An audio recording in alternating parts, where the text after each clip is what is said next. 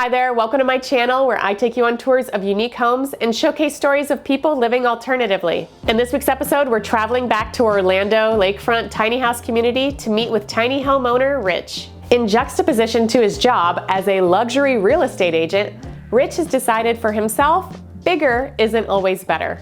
He still has room for a large outdoor porch, 2-bedroom sized lofts, and all the comforts of a larger sized home, just in a tiny package. But before we jump right in, if you like videos like this one, make sure that you subscribe and hit that notification bell so that you know every single time we publish a new unique home tour. Will you join me? Will you roll? Make this house our tiny home.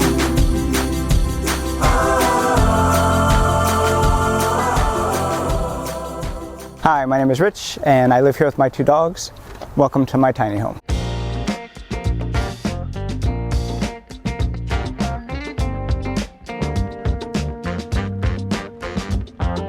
I lived in larger houses and had too much stuff. You know, if I saw something, I bought it. If I wanted it, I bought it. You know, bigger isn't always better.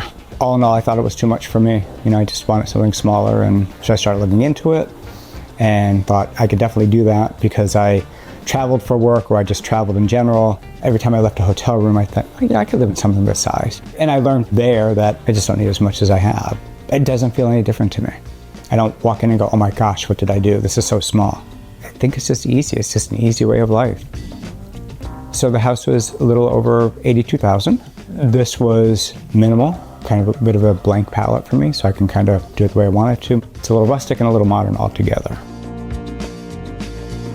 Basically, I have 2 jobs. My main job is real estate, and I do luxury real estate, and I also manage the community that we live in. I've lived here for 5 years.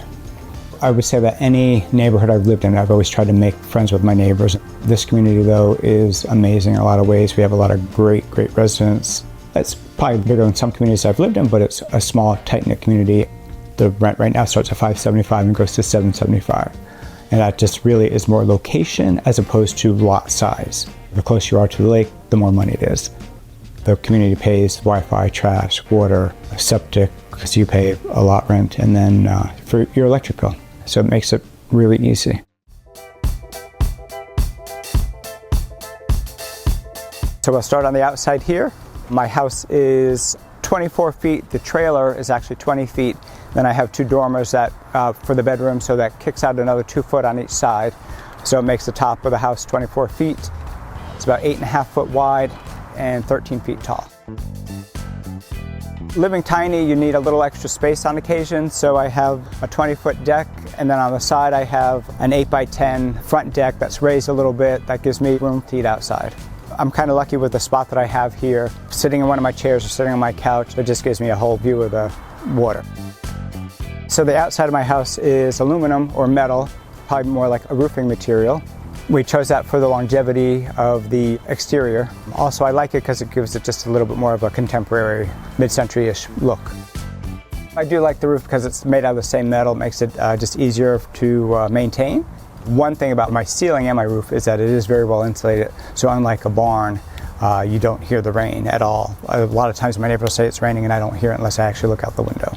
I have about 9 windows in the house. For me especially, I like the outdoors as much as the indoors, and I could be a little claustrophobic at times, so that makes the whole house as bright as possible.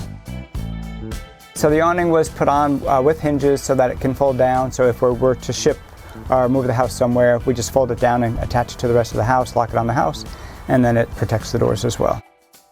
Let's take a look inside. Come on in.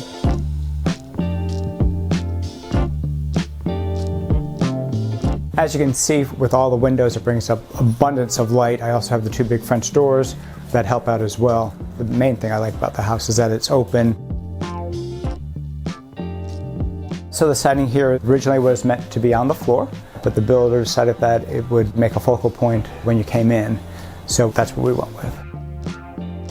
When I set the house up here, I actually set it up so that if I was sitting in the middle of my couch, I looked at the middle of the door, which gave me the perfect lake view. Come on and I'll show you the guest bedroom. The one thing I like about this house and my stairs are that they're shorter rungs, so it's a steeper climb, but it also allows more floor space and doesn't take away from the actual living area is downstairs.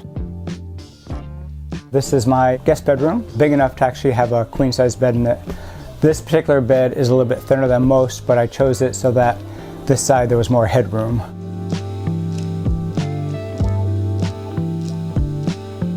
Come in here, you can see I have a full-size shower. It is 38 by 38. I'm 6'1", and I have plenty of room in here. There are 6 shower heads and then the faucet on top. The other thing is it's a smaller sink, but it's a pretty good size. I also have a little bit of storage here for my closet, which is probably the mess of the house. And then also I do have a regular plumb toilet, not a composting toilet. One of my favorite things about the bathroom. So we're gonna walk to this end of the house. This is actually where the tongue of the trailer is. This is my kitchen. I do have a nice long countertop, which is nice.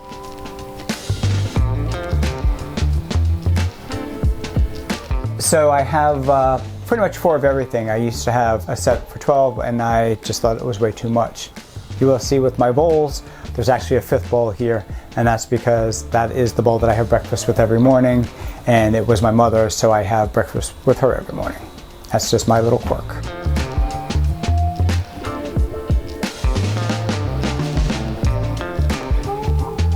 I'm actually thinking a possibility of relocating the kitchen into the living room and putting the living room inside here, making it a little bit more of a nook area. But for right now, it's really all I need.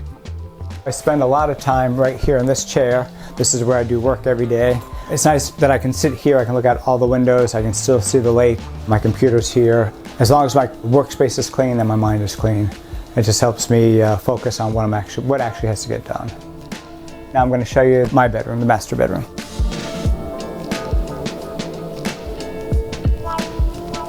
Now we're in my bedroom. The ceiling here is a little bit higher because the floor is lower for this loft, which makes the ceiling lower in the kitchen. So therefore I actually have a larger bed in here. It's a king size bed, but it's also probably twice the thickness, and I still can sit up and be pretty comfortable in the bed as well. The roof has a very slight slant. It's not a giant pitch, it's probably only like a 2 or 3 degree pitch basically. So the crown was given to me by a very good friend of mine for my 60th birthday, and they had a nice party for me and told me that I was their king. It stays at the foot of my bed, so it's always around. Always reminds me that I have good friends.